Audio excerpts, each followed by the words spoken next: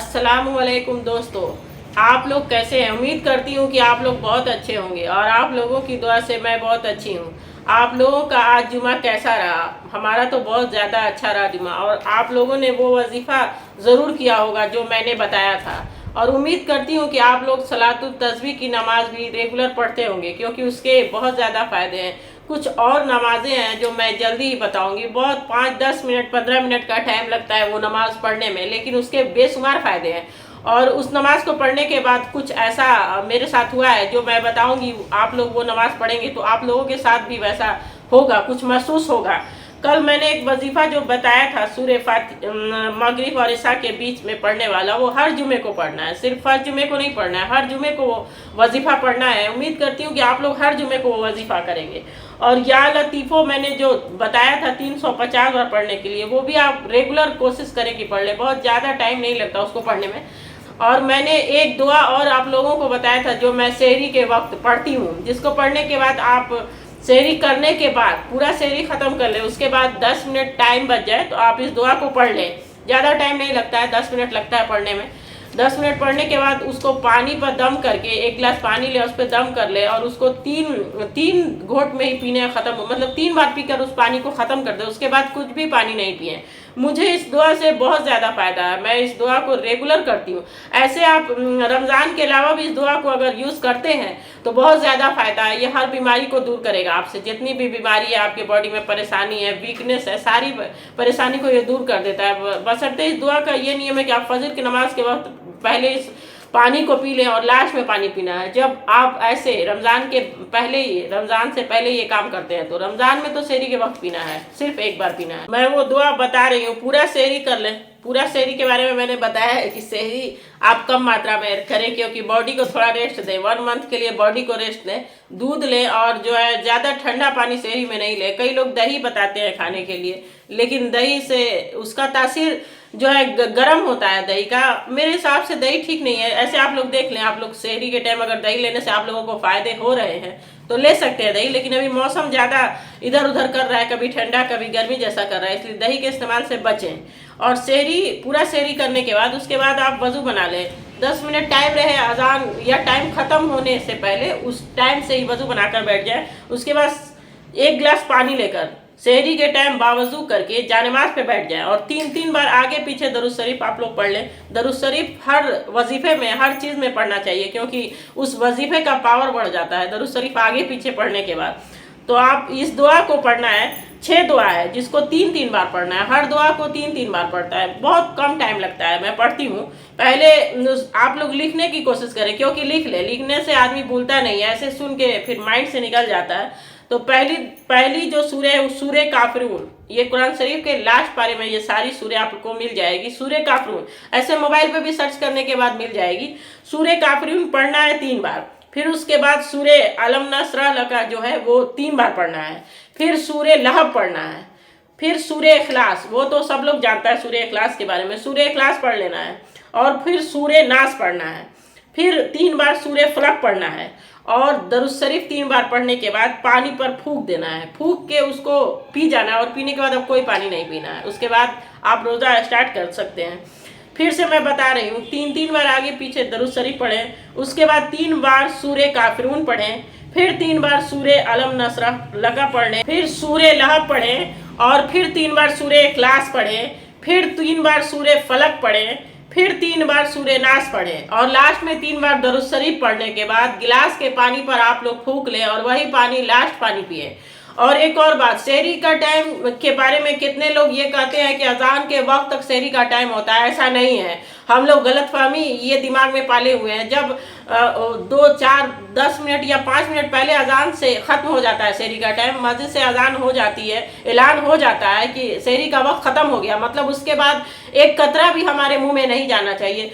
रोज़ा करना और उसके बारे में बहुत सारी जानकारी जो हमें नहीं है, वो कोशिश करें कि हम सही जानकारी लें, ना कि जो पहले से चली आ रही है उस चीज़ को हम लोग फॉलो करें। क्योंकि हम लोग के पढ़ने का मेन मकसद है कि हम लोग इस्लाम के बारे में जो गलत सलत चला आ रहा है वो चीज़ को बदलें, ना कि वही चीज़ को लेके चलें। और एक और बात मैं कह रही हूँ आप लोगों से, हो सकता है कि आप लोग को, कई लोगों को मेरी बात बुरी लगे और कई लोग मेरी बात से सहमत हो कि मैं अच्छी बात कह रही हूँ, कि हस्बैंड और वाइफ, जब हस्बैंड और वाइफ रोजा रहते हैं तो काम भी सेम होना चाहिए हस्बैंड और वाइफ का। जब अफ्तार के टाइम आपकी वाइफ सेहरी, अफ्तार के टाइम या सेहरी के वक्त उठती है तो जैसे वो काम कर रही है घर का, आपको सेहरी दे रही है, आपके अफ्तार के सारे सामान बना रही है, तो आप भी उसका हेल्प करें।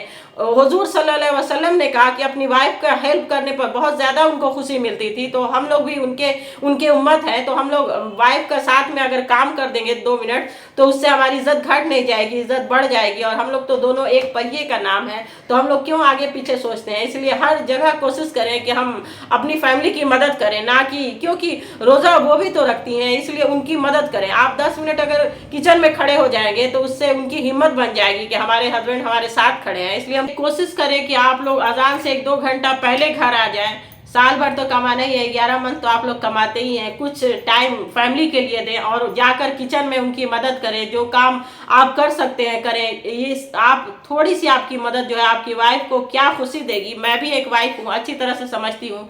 और आप ये काम करें, आपको खुद उस उधर से रिएक्शन महसूस होने लगेगा कि वो आपसे कितना उनके लिए आपके दिल में जगह बन रही है और वो आपको कितना पहले से ज़्यादा रिस्पेक्ट देने लगेंगी।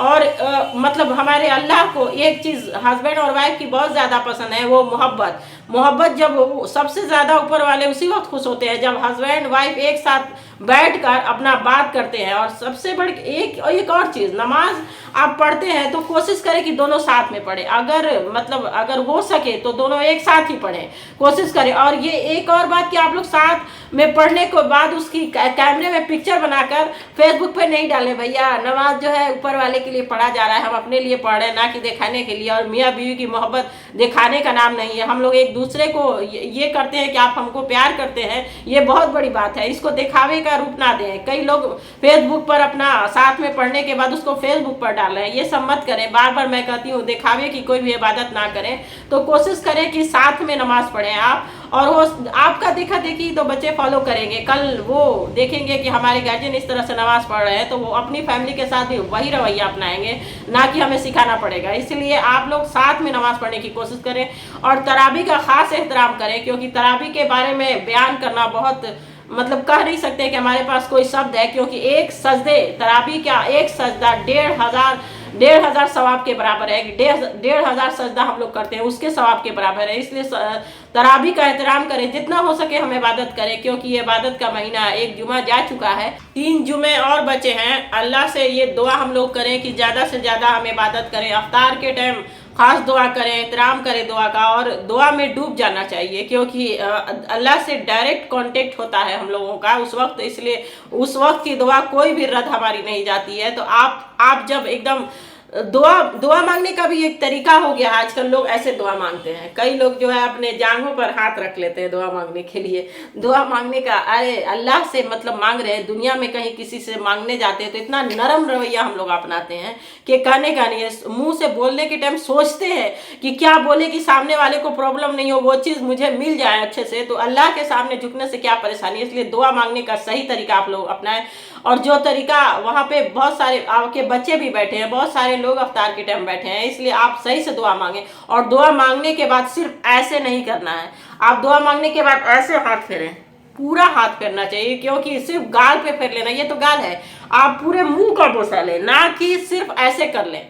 दुआ मांगने का तरीका सही देखें और उसका सही इस्तेमाल करें। क्योंकि बार बार मैं कहती हूँ कि आपके दस्तरखान पे आपके बच्चे भी बैठे हैं और फॉलो वो हम लोगों को ही कर रहे हैं, इसलिए सारा 2 कॉपी वहाँ हो रहा है। इसलिए आप दुआ मांगने का सही तरीका अपनाएं। और हमारे जनरेशन को सुधारना है। कई लोग, हमारा बच्चा जहाँ जाएगा वो हमारी परवरिश के बारे में बताएगा कि हमने कैसी परवरिश दी। इसलिए आप लोग हर चीज़ का एहतराम करें। और मैं अफ्तार पे भी जल्द वीडियो ला रही हूँ, क्योंकि अफ्तार का भी पार्टी वाला अफ्तार अब शुरू हो चुका है। उसमें क्या क्या फॉल्ट होता है मैं वो बताऊंगी। और मैंने जो दुआ अभी बताया है वो सेहरी के वक्त, हो सकता है बहुत सारे लोगों ने लिख लिया, उम्मीद करती हूँ कि लिख लिया होगा, और उसको आज से ही आप लोग फॉलो करें, बहुत ज़्यादा आराम होगा उससे। मैं उसको रेगुलर 1 मंथ करती हूँ, ऐसे भी करती हूँ, रेगुलर 1 मंथ ज़रूर करती हूँ। उम्मीद करती हूँ कि आज की दुआ से आप लोग आज से ही इस्तेमाल करना शुरू कर देंगे। और जितना भी वजीफ़ा मैं बताती हूँ आप लोग करें, आप लोगों को बहुत ज़्यादा फ़ायदा होगा। हो सकता है कि इस वीडियो में मैंने कुछ गलत भी बोल दिया होगा, तो माफ़ी चाहती हूँ। और दुआओं में आप मुझे ज़रूर अपनी याद रखें, क्योंकि मुझे दुआ की बहुत ज़्यादा ज़रूरत है, क्योंकि मैं बहुत परेशान हूँ। थोड़ा अभी प्रॉब्लम कुछ चल रही है जो मैं आप लोगों को अभी नहीं फ़िलहाल बताऊँगी, इसलिए मुझे दुआ में ज़रूर आप याद रखें। और मैं भी सारे लोगों को जो भी है दुनिया में लोग जो भी परेशान हाल है, सबके लिए दुआ मांगती हूँ। और सबके लिए दुआ मांगना चाहिए, क्योंकि जो भी परेशान है, बीमार हाल है, बीमारी में है, जो भी हमारे हॉस्पिटल में भर्ती हैं, उनके लिए, सारे लोगों के लिए दुआ मांगना चाहिए। उम्मीद करती हूँ कि ये वीडियो आप लोगों को पसंद आया हो और आप लोग हमें सपोर्ट करेंगे और आगे बढ़ने का हमें मौका देंगे। इसलिए अगर आप लोगों को ये वीडियो पसंद आया तो सब्सक्राइब करें, लाइक करें और आगे शेयर करें। और ऐसे अच्छे अच्छे वीडियो देखने के लिए हमेशा हमें सपोर्ट करें। और मेरा एक भारत नई सोच चैनल है, उसको भी आप लोग देखें। उस पर मैं न्यूज़ डालती हूँ और बहुत सारा न्यूज़ अच्छा आता है और बहुत सारे लोग उससे जुड़े हैं। लगभग 1.5 लाख लोग वहाँ हमारे जुड़े हैं। अगर आप लोगों को लिंक चाहिए तो इस चैनल पे ही कमेंट करेंगे, मैं आप लोगों को लिंक दूंगी। उस लिंक से जुड़े बहुत सारा न्यूज़ आप लोगों को मिलेगा। और बहुत कम टाइम में मैं न्यूज़ देती हूँ, क्योंकि मैं पैसे के लिए नहीं, मैं लोगों के टाइम को ज़्यादा कीमती समझती हूँ। और मैं खुद का टाइम भी बहुत ज़्यादा, क्योंकि टाइम से बढ़कर कुछ नहीं है, क्योंकि टाइम नहीं है, इसलिए कम टाइम पे मैं ज़्यादा न्यूज़ देती हूँ। इसलिए उस चैनल को आप लोग प्लीज़ देखें और हमें सपोर्ट करें। अल्लाह हाफिज़।